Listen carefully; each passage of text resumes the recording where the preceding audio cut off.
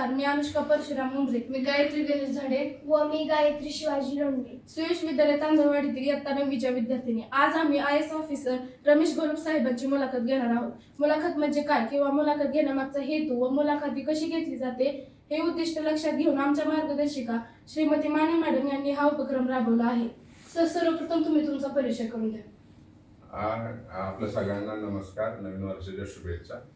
माझा परिचय म्हणजे मी बार्शी तालुक्यामधलं महागाव हे माझं गाव आहे आणि या गावामधून एका सर्वसामान्य कुटुंबात जन्माला येऊन मी BA D.Ed हे माझं शिक्षण पूर्ण केलं आणि सर्वात अगोदर मी प्राथमिक शिक्षक म्हणून जॉईन केलं होतं आणि त्याच्यानंतर 2012 सालापासून मी भारतीय प्रशासकीय सेवेमध्ये झारखंड राज्यामध्ये सध्या कार्यरत आहे आणि पाणी पुरवठा आणि स्वच्छता विभागाचा विशेष सचिव आणि जल जीवन मिशनचा मिशन डायरेक्टर अशा 2 पोस्टवरती मी सध्या काम करतो.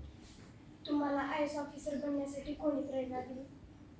प्रेरणा म्हणाल तर तसं माझ्या कुटुंबात किंवा माझ्या आजूबाजूला कोणी IAS किंवा खूप मोठ्या प्रशासकीय पदावरती काम करत आहे असं काही परिस्थिती नव्हती. पण शिक्षण घेत असताना आणि त्यानंतर विशेषतः ज्या काळात मी 12वी नंतर D.Ed केलं त्यावेळेला सामाजिक क्षेत्राशी माझा खूप जवळून संबंध आला. म्हणजे लोकांची कामं करायची, वेगवेगळ्या संघटनेच्या माध्यमातून विद्यार्थी संघटनेवर काम केलं आणि त्यावेळेला मला असं वाटलं की लोकांसाठी जर आपल्याला काम करायचं असेल, माझा जो काय अनुभव होता त्या काळातला की आपल्याला लोकांसाठी काम करायचं असेल तर आयदर राजकारणात मोठ्या जागी असलं पाहिजे किंवा अधिकारी असलं पाहिजे. कारण आम्ही कोणत्याही समस्या प्रॉब्लेम असले की घेऊन आम्ही तहसीलदारकडे जायचो. त्याला आम्हाला असं वाटायचं की आपण तहसीलदार असतं हे केलं असतं.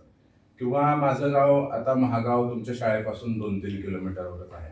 तिथे एक छोटंसं डॅम झालं आणि त्या डॅममुळं तिथली गावातली जी सगळी घरं शेती वगैरे होती ती पाण्याखाली गेली. मग ते विस्थापन झालं. मग प्रकल्पग्रस्त गावांमधले लोकांना नवीन जागा देण्यापासून ते तिथं वेगवेगळ्या सोयी सुविधा देण्यापर्यंत प्रत्येक गोष्टीमध्ये गावातल्या लोकांच्या तोंडून हे ऐकायचं मी की कलेक्टर साहेबांकडे एक मिटिंग लावली आहे आणि ते झालं तर मग आपल्या गावात ग्रामपंचायत कार्यालय होईल, आपल्या गावात रस्ते होतील, आपल्या गावात लोकांना जागेचा विषय, शेतीला जाण्याचा रस्त्याचा विषय आहे. आणि मग त्यावेळेला मला असं वाटलं की आपण आपली जी परिस्थिती आहे आणि हे आपल्या हातात आहे की आपण स्वतः कष्ट केलं, अभ्यास केला आणि आपण परीक्षा पास झाली तर आपण अधिकारी होऊ शकतो. म्हणून मी त्या लोकांसाठी काम करण्याच्या भावनेतून किंवा त्या प्रेरणेतून मी अधिकारी होण्याचा निर्णय घेतला. तुम्ही IAS ऑफिसर कसे झाले आणि तुमचा प्रवास कसा सुरू झाला? मी 2009 साली मी माढा तालुक्यामध्ये बावी नावाचं गाव आहे तर त्या गावामध्ये प्राथमिक शिक्षक होतो जिल्हा परिषदेला आणि 2009 मध्ये मी रजा टाकली आणि मी असं ठरवलं की आपण आता अधिकारी होऊया. म्हणजे अधिकारी होण्यासाठी जी परीक्षा द्यायचे ते देऊया. मग त्याच्यासाठी मी पुण्याला गेलो आणि पुण्यामध्ये 2009च्या सप्टेंबरपासून ते 2010च्या ऑगस्टपर्यंत मी जे काही हे 9-10 महिने होते त्या काळात मी तिथं अभ्यास केला आणि UPSCचा अभ्यास केला. त्यावेळेला UPSC परीक्षेत मला अपयश आलं. MPSC त्यावेळेला मी करत नव्हतो फार सिरियसली आणि त्या काळात मग घरच्या परिस्थितीमुळे मग मला पुण्यात पण राहता येईना कारण पैसे लागायचे 3,000-4,000 रुपये आणि मग मी सोलापूरला आलो पुणे सोडून. आणि मग तुम्ही बघत असाल की आपल्या पण आयुष्यात असं होतं खूप वेळा. सोलापूरला आल्यानंतर परत गावाकडं ग्रामपंचायत निवडणुका लागल्या. मला थोडंसं समाजकारणाचा वेळ होतो मग मी आईला ग्रामपंचायत निवडणुकीमध्ये उभा केलं आणि प्रत्येकाच्या आयुष्यात एक टर्निंग पॉईंट असतो, प्रत्येक कुणाचंही असतं. आणि तुम्ही आयुष्यात कसं बघता म्हणजे तुम्हाला खूप वेळा असं होतं की सारखं अपयश येतं. आता तुम्ही अभ्यास करत असताना तुम्हाला असं होत असेल मी खूप अभ्यास केला तरी मला कमी मार्क्स आले किंवा एखाद्या परीक्षेत मी जेवढी अपेक्षा ठेवली होती तेवढं मला सोपे नाही गेले पेपर किंवा कुठल्या तरी कॉम्पिटिशनमध्ये भाग घेतला होता नाही आलं किंवा घरातले पण काही ना काही प्रॉब्लेम सारखे सुरू असतात. अशा वेळेला आपण जर खूप सामान्यासारखा विचार केला तर आपण खूप निराश होतो, आपण निगेटिव्ह होतो. आणि 2010 हे तसं वर्ष होतं माझ्यासाठी. म्हणजे ज्या परीक्षेला मी सगळ्यात जास्त अभ्यास केला. अदरवाईज माझ्या शाळेमध्ये असताना मी सगळ्या ह्याच्यात भाग घ्यायचो. म्हणजे हस्ताक्षर, चित्रकला, वक्तृत्व, गायन, कथाकथन, सगळं केलं मी. तेवढाच खोडकर पण होतो. पण परीक्षेच्या अगोदर 1-1.5 महिना अभ्यास करायचा आणि टॉप 3 मध्ये राहायचं. हे माझं 5वी ते 10वी पर्यंत असं होतं. म्हणजे 12वी पर्यंत 12वीत केला अभ्यास मी. पण ज्या परीक्षेला 2010 मध्ये मी 12-12, 14-14 तास अभ्यास करायचो. म्हणजे डेली करेल असं नाही पण खूप वेळा केलाय. एका दिवशी 12-14, 15 तासपर्यंत अभ्यास केला असं. आणि त्या परीक्षेला एवढा अभ्यास करून फेल झालो. पुन्हा पुणे सोडावं लागलं. पुण्याला जाताना स्वप्न घेऊन गेलो तुम्ही की मी अधिकारी होऊन येईन, पण परिस्थितीमुळे पुणे सोडावं लागलं. गावाकडे आलो, आईला तिकीट दिलं तर आईचा पण पराभव झाला. म्हणजे सगळीकडून फक्त अपयश, निराशा अशी येत होती. आणि 23 ऑक्टोबरला ज्या दिवशी निकाल लागला आमच्या गावच्या ग्रामपंचायत निवडणुकीचा आणि आई हारली त्या निवडणुकीमध्ये, तर त्यावेळेला दोन गोष्टी होऊ शकत होत्या. मी माझ्या आयुष्याकडे कसं बघतो त्यानुसार, एक तर मी खूप खचून गेलो असतो आणि सांगितलं असतं की यार काही नाही, लोकांसाठी आपण एवढं काम केलं तरी पण लोकांनी आपल्याला मतं नाही दिली, किंवा ज्या अभ्यास पण करायचा होता पण आपल्याला काही पैसे मिळत नाही, त्यापेक्षा आपण आपली जी शिक्षकाची नोकरी आहे ती करू आणि राहूया. पण त्यावेळेला त्या निराशेतून, त्या सततच्या पराभवातून मला असं वाटलं की मी जो बघतो आयुष्याकडे, मी खूप आयुष्याकडे सकारात्मकतेने बघतो, पॉझिटिव्हिटी. मी त्या दिवशी अशी शपथ घेतली गावामध्ये, इथंच जिथं आपण बसून मुलाखत घेतो याच्या पाठीमागच्या बाजूला त्यावेळेला आमचं एक सामुदायिक त्यावेळेला घर होतं, मोडकं तोडकं, त्यात सगळ्या 5-6 चुलत्या आणि त्या सगळ्यांनी मिळून बनवलेलं. आणि त्याच्या कट्ट्यावर बसून भाषण करत असताना माझ्या मित्रांमध्ये मी असा निर्णय घेतला की आज आता आपले पराभव झाला, आईचा आपली पार्टी पडली, आता मी गावातून बाहेर जाणार आणि आज आपल्याला जी मिरवणूक नाही काढता आली, ज्याची आपण तयारी केली, मी आता ऑफिसर झाल्यानंतरच गावात येईन, परत आता गेल्यानंतर, आणि मिरवणुकीलाच येईल, असं म्हणून मी 23 ऑक्टोबर 2010 की ज्याला मी टर्निंग पॉईंट म्हणतो, त्या दिवशी मी गेलो, प्रचंड अभ्यास केला, कष्ट केलं आणि मग 2012 मध्ये मी IAS पण झालो आणि MPSC मधून महाराष्ट्रातून पहिल्या क्रमांकाने उत्तीर्ण पण झालो. तुम्ही तुमच्या प्रशासनात पारदर्शकता व जबाबदारी कशी घडवणार? जबाबदारी मुळात तुम्ही आता IAS मध्ये काम करत असताना तुम्ही वेगवेगळ्या पदावरती काम करता. जसं की आता मी मागच्या 13 वर्षामध्ये मी 4 जिल्ह्याला कलेक्टर होतो, किंवा एका महानगरपालिकेचा आयुक्त होतो, किंवा पूर्ण राज्याचं जे असं त्यात कृषी विभागामध्ये मी कृषी संचालनालयाचा प्रमुख होतो, इंडस्ट्रीचा डायरेक्टर होतो, किंवा कोविडच्या काळात मी हेल्थ डिपार्टमेंट बघितलं. तर तुम्ही ज्या ज्या पदावरती काम करता तिथल्या जबाबदाऱ्या वेगवेगळ्या असतात, सरकारनं तुम्हाला दिलेल्या असतात. आता कलेक्टर म्हणून काम करताना मुख्य रूपात काय असतं की केंद्र आणि राज्य सरकारच्या ज्या सगळ्या योजना आहेत त्या पारदर्शी तरीकेने तिथे सगळ्या लोकांपर्यंत पोहोचल्या पाहिजेत, त्याची काळजी घेणं. त्या जिल्ह्यांमध्ये कायदा आणि सुव्यवस्थेचा प्रश्न होऊ नये म्हणून काळजी घेणं, किंवा सरकारच्या उत्पन्नाचे जे साधनं असतात, वेगवेगळ्या रेव्हेन्यू कलेक्शनचं जे काम असतं ते करणं, किंवा CRPC मधून किंवा काही कलेक्टरचं कोर्ट पण असतं रेव्हेन्यूचं, तर त्या कोर्टामध्ये ज्या केसेस असतात त्या केसेसची हिअरिंग करून ऑर्डर करणं. तर आम्ही प्रयत्न करतो की त्यावेळेला दोन्ही बाजूने, म्हणजे तुम्ही पारदर्शकतेचा पण उल्लेख केला की जबाबदाऱ्या तर आहेतच, त्याची समीक्षा पण होते सातत्यानं, की आमचे जे वरीय पदाधिकारी असतात वरिष्ठ पातळीवरून, त्याची मग ते अगदी मुख्यमंत्र्यांपासून ते केंद्रातले पण मंत्री, अगदी PMO मधून पण समीक्षा बैठका होतात. त्यामुळे ते जबाबदारी तुम्ही पार पडताय की नाही याची समीक्षा सातत्यानं होतेच.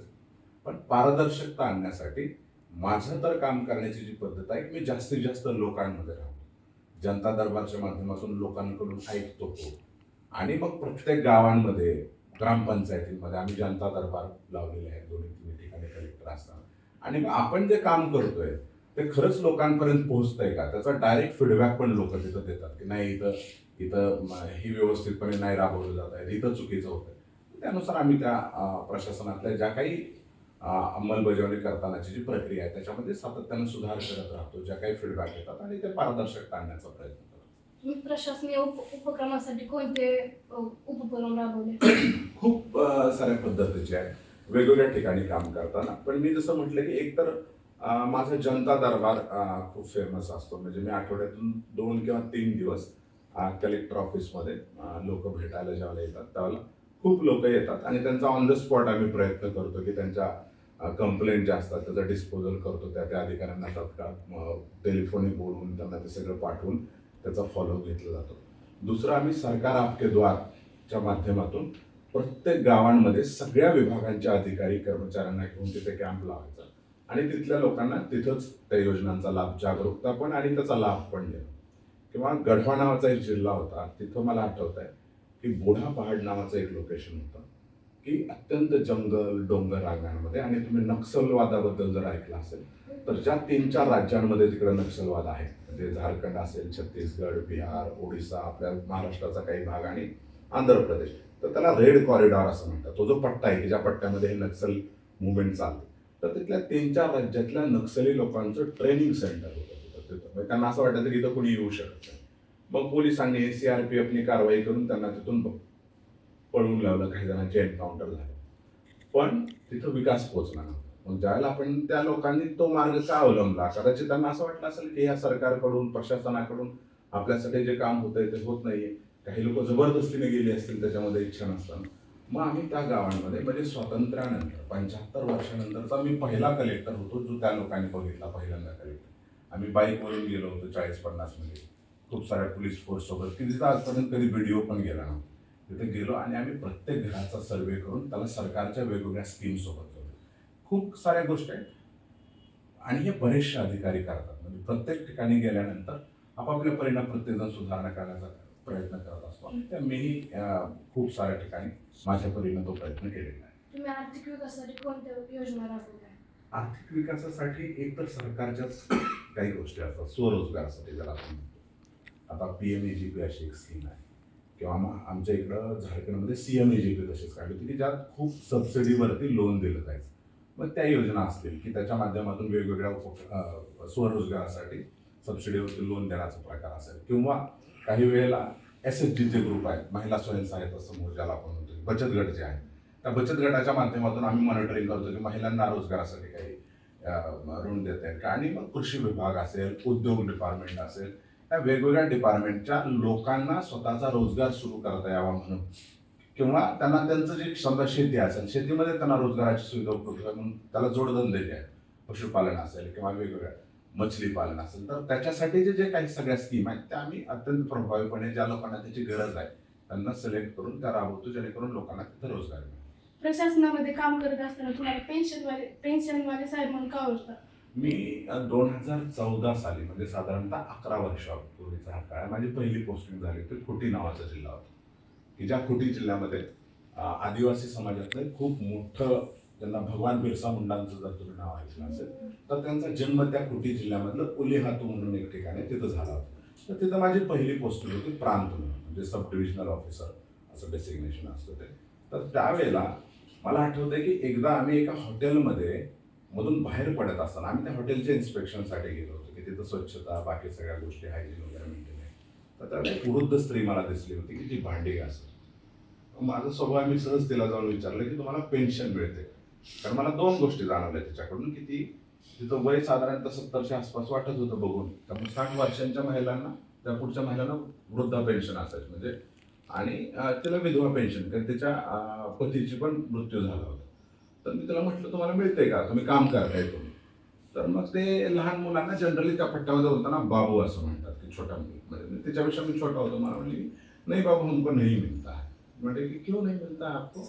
तर ते म्हणे की देखो तुम्हारे ऑफिस के जो लोग हैं वो लोग कागज खोजते हैं, म्हणजे ते तुमचे कागजपत्र मांगते. अब मेरा उम्र जो है वो 70 साल हो गया है. आपके जो ऑफिस के लोग मेरा आधार कार्ड बनाने के लिए आए थे, उनको मैंने 70 बोला था, तो उन्होंने उम्र लिखने के बजाय मेरा जन्म साल लिख दिया 70. तर म्हणे की त्याच्यावर माझी जन्मतारखेचं साल 70 लिहिलंय, आणि त्याच्यामुळे माझं वय म्हणे त्या आधार कार्ड आणि त्याच्यानुसार 60 वर्ष नाही. आणि दुसरं म्हटलं मग आपको विधवा पेन्शन क्यों नहीं मिलता है? तर मैंने मेरे आदमी का जो डेथ हो गया, आदमी म्हणजे ते पतीला त्याच्यामुळे, मेरे आदमी का जो डेथ हो गया उसका कोई कागज मेरे पास नहीं, कहाँ से मिलेगा? आणि त्यानंतर मला असं जाणवलं की खूप सारे ज्यांना गरज आहे पेन्शनची, ज्या लोकांचा विचार करून सरकारने स्कीम सुरू केली होती, ती लोक अजून पण याच्यापासून वंचित आहेत. आम्ही जनता दरबार सुरू केला पेन्शनसाठीचा जोडा. मग त्यात काय असायचं, आमचे फोटोग्राफर तिथंच असायचे आमच्या ऑफिसचे, किंवा प्रिंट काढण्यासाठी ते तिथंच व्यवस्था होती. बँकेची 4-5 बँकेचे लोक असायचे बँक अकाउंट खोलण्यासाठी. तुमच्याकडे आधार कार्ड नसेल तर आधार कार्डचे टेबल असायचे. तुम्हाला लिहिता येत नसेल तर 6-7 जणांचे हेल्प डेस्क होता, की जिथं तुमचे फॉर्म भरून दिले, ते सगळे फॉर्म ठेवलेले असायचे. किंवा तिथून मग ते काय करायचं, जेव्हा तुमच्याकडे सर्टिफिकेट नसेल तर डॉक्टरची टीम असायची, तर तुम्हाला एजचं सर्टिफिकेट द्यायचे, त्यांच्या वयाचा जो दाखला डॉक्टरकडून. आणि मग ह्या सगळ्या व्यवस्थेतून काय, तर कोणी तिथं फक्त आलं आणि कळालं की ह्याचं वय तेवढं आहे, तर त्याच्याकडे बँक अकाउंट नसेल तर त्याचं बँक अकाउंट काढलं जायचं, त्याच्याकडे आधार कार्ड नसेल तर तिथं आधार कार्डचा टेबल असायचं, तिथं एक नंबर मिळतो रजिस्ट्रेशन केल्यानंतर. आणि त्याचा फॉर्म भरून सगळे तहसीलदार आणि त्यांचे क्लर्क बसलेले असायचे, त्यांनी लगेच चेक करून हे करायचं, आणि माझ्या पण ऑफिसकडून ते स्वीकृत व्हायचं. तर माझा स्टाफ बसला, आम्ही 3 तासात पेन्शन सँक्शन करायचं. कोणी तिथं आला त्याच्याकडे काही नसेल काही गोष्टी तरी सुद्धा त्या पण दिल्या जायच्या, मदत करून 3 तासात सँक्शन होतं. आणि त्याच्या पलीकडे जाऊन आम्ही एक बोलेरो गाड्या केल्या 6-7, आणि त्या गाड्यांमध्ये हे 5-6 लोक बसवायची, वेगवेगळी आधार कार्ड बनवणारा, फॉर्म भरणारा किंवा डॉक्टरची टीम किंवा बँकेचा एखादा प्रतिनिधी, आणि त्या गावागावात जायचे, तिथं मायकिंग करायचं, या गावात कुणी राहिलंय का पेन्शनचं, असेल तर अर्ज द्या आणून. मग तिथं आणून अर्ज भरले जायचे आणि 3 दिवसात ते सँक्शन व्हायचे. म्हणजे अशी लोक होती की ज्यांना कधी कधी वर्ष 2-2 वर्ष, म्हणजे मला आठवतं की माझ्या आईला पेन्शन मिळण्यासाठी वर्षापेक्षा जास्त दिवस लागले. कुणी पण त्यांना मधून पैसे मागायचे, मग कधी 200 रुपये द्या, 50 रुपये द्या, 100 रुपये द्या, त्यामुळे त्याची किंमत जास्त होती. 60 रुपये मिळायचे दिवसभर काम केल्यानंतर. आणि मग ही अशी लोक होती आणि हजारो लोकांना पेन्शन सँक्शन केलं. त्या लोकांना कधी ऑफिसला सुद्धा जायची गरज पडली नाही. गाड्या त्यांच्या गावात यायच्या, फॉर्म भरून घेऊन जायच्या आणि 3 दिवसात पेन्शन सँक्शन व्हायचे. मग हे जे क्रिएट झालं होतं, मग त्यामुळे मला एक प्रसंग आठवतोय की एका तालुक्याच्या ठिकाणी आम्ही कार्यक्रमाला गेलो, असं शाळेवर विद्यार्थ्यांशी संवाद साधायला, आणि ते भाषण दिलं मी. आणि ते माघारी जात असताना त्या शाळेच्या गेटच्या जवळ मला एक 30-40 जण म्हातारी लोक बसले. बरेच जण गरीब होते, काही जणांना शर्ट नीट नव्हते वगैरे असे. आणि ती शाळा थोडीशी त्या तालुक्याच्या ठिकाणापासून बाहेर होती, म्हणजे 2-3 किलोमीटर बाहेर होती. मला वाटलं की ह्या परिसरात तर काय नाही, हे म्हातारी लोक इथं काय येऊन बसले आहेत. म्हणून मग मी गाडी मागं घेतली, मी उतरून त्यांच्याशी बोलायला लागलो. म्हटलं आप यहाँ पे क्यों आए? आता माझा जो कार्यक्रम तिथं होणार होता त्याची पेपरमध्ये बातमी आली असेल आधी 1-2 दिवस, किंवा तिथं माहिती झालं असेल, पोरांनी घरी सांगितलं असेल की त्यावेळेला एसडीओ होतो, एसडीओ चा आपका लेक्चर आहे. मग लोकांना एसडीओ म्हणजे माहित होतं. मग अरे एसडीओ म्हणजे तो आहे की जो सगळे पेन्शन देण्यासाठी कॅम्प लावतो. मग ते म्हातारी लोक आजूबाजूच्या गावातले तिथं त्या शाळेत तिथे येऊन बसले होते, ज्यांना पेन्शन मधून ते सुटलेली होती. त्यावेळेला गाडी गेल्यानंतर पण असतं ना की शेतात गेलो होतो, कोणी बाहेर गावी गेलो होतो, त्यामुळे सुटला असेल. मग मी त्यांच्याशी ज्यावेळेला बोलायला लागले की आप यहाँ पे क्यों आए हैं, तर त्यांनी सांगितलं की अरे हमको पता चला की हा पेन्शन देने वाला साहब आने वाला है. आणि मग तो आनंद होता की म्हणजे शिक्षणाचा मुळात हा फरक आहे बघा. तुमच्यापैकी किंवा हे तुमचे जे विद्यार्थी ऐकतील, तर खूप जणांच्या घरात परिस्थिती खराब असते, वाईट. पण शिक्षण घेतल्यानंतर तुमच्या आयुष्यात परिवर्तन कसं होतं त्याचं हे उदाहरण आहे. ज्या मुलाला त्याच्या आईला पेन्शन सँक्शन करण्यासाठी वर्षभर त्यानं दुसऱ्याला पैसे दिले, तो ज्या वेळेला शिक्षणानं काहीतरी बनतो त्याला त्याची स्वतःची ओळख पेन्शन देणारा साहेब म्हणून होते. त्या मुलाने शिकलं पाहिजे, या शालेय जीवनामध्ये अभ्यासावरती फोकस केला पाहिजे. सामाजिक समस्यांसाठी तुम्ही कोणते उपाय राबवता? आता डिपेंड होतं ते तुमचं काय समस्या आहे त्याच्यावरती.